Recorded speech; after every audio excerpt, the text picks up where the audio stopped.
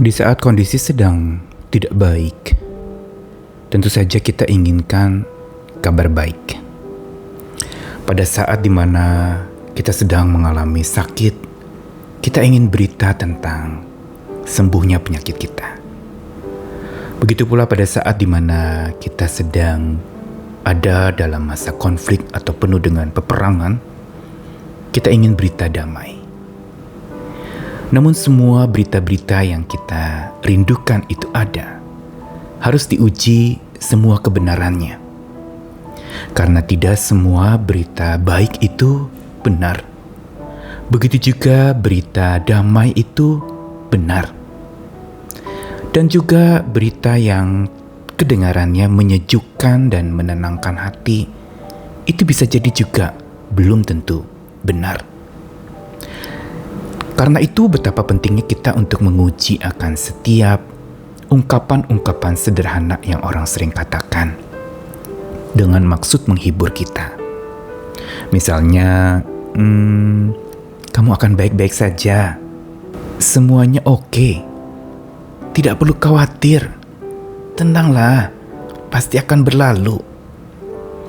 Saudara, ungkapan-ungkapan semacam ini adalah memang dirindukan oleh orang yang sedang mengalami pergumulan, yang sedang terluka, yang sedang sakit, yang sedang konflik, butuh berita-berita yang menyejukkan itu. Tetapi seringkali dan banyak kali justru berita-berita menyejukkan yang kedengarannya baik itu tidak diuji dulu kebenarannya. Sehingga malah akhirnya orang yang terhibur itu malah mengingkari, atau dia merasa baik-baik saja padahal sebenarnya sedang tidak baik. Merasa damai-damai saja padahal sebenarnya lagi banyak konflik.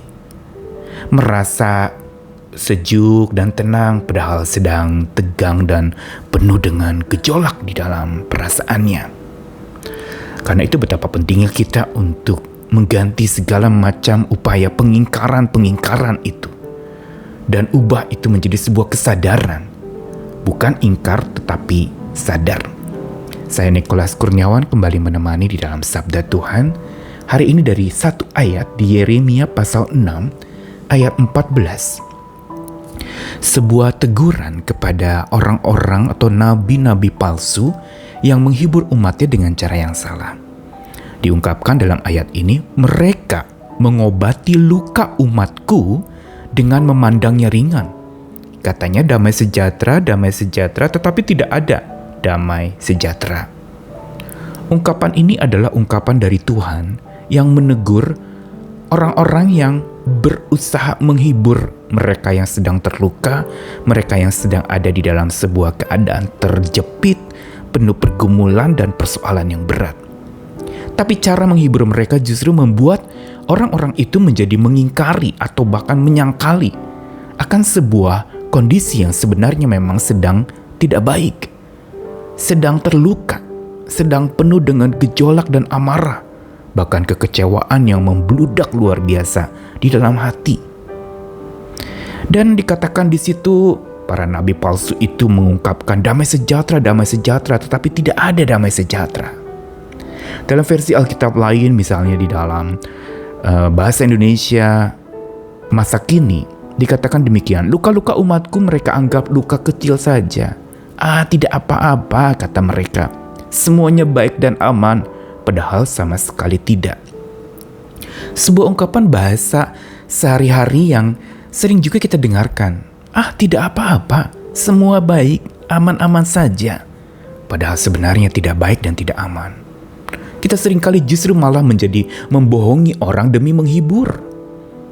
Kita seringkali justru mendustai orang dan tidak memaparkan atau mengajak mereka bercermin melihat akan sebuah kondisi yang memang sedang bergejolak.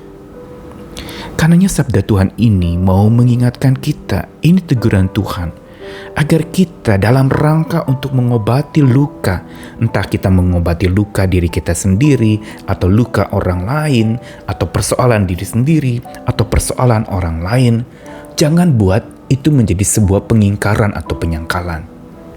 Tetapi masuk kepada sebuah kesadaran Karena bukan dengan mengingkari dan memandang ringan, maka sebuah luka itu menjadi sembuh. Bukan dengan mengingkari dan memandang persoalan itu remeh, sepele, dan tidak ada apa-apanya, maka persoalan itu akan menjadi selesai. Bukan dengan cara itu. Tapi sebaliknya, bukan mengingkari, tapi menyadari. Menyadari ada Tuhan.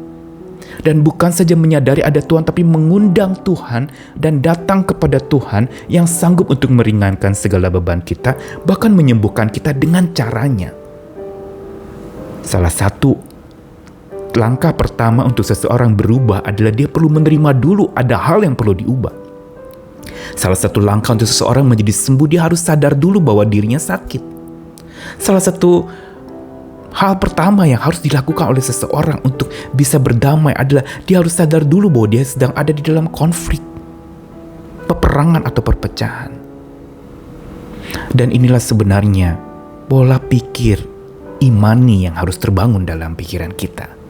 Bukan mengingkari sebuah keadaan yang buruk, tapi menyadari bahwa di balik segalanya Tuhan sedang berkarya nyata. Di balik sebuah kenyataan hidup yang kita harus hadapi walaupun kita berat menghadapinya, Tuhan sedang bertindak nyata melewati kenyataan hidup itu untuk membuat kita menjadi makin dewasa. Diringankan dengan cara disembuhkan, bukan diringankan dalam arti itu dianggap sepele atau diremehkan, tapi diringankan karena Tuhan yang memikul beban itu bersama dengan kita. Bukankah undangan Tuhan yang terus terngiang di telinga orang beriman adalah, mari kepadaku yang letih lesu dan berbeban berat, aku akan beri kelegaan kepadamu. Pikulah kuk yang kupasang dan bebanmu pun akan menjadi ringan. Ini janji yang Tuhan berikan. Ada sebuah kolaborasi kita dengan Tuhan, bukan sebuah pengingkaran kenyataan, tapi sebuah kesadaran Tuhan berkarya nyata lewat kenyataan-kenyataan yang terjadi. Mari kita kembali lagi bertumbuh menjadi pribadi yang dewasa, pribadi yang otentik, pribadi yang berpola pikir keimanan, pola pikir yang berangkat dari iman kepada iman, memimpin kepada iman itu, dan oleh iman itu kita bertumbuh. Selamat berjuang lagi dan selamat terus sadar ada Tuhan tempat kita bersandar. Amin.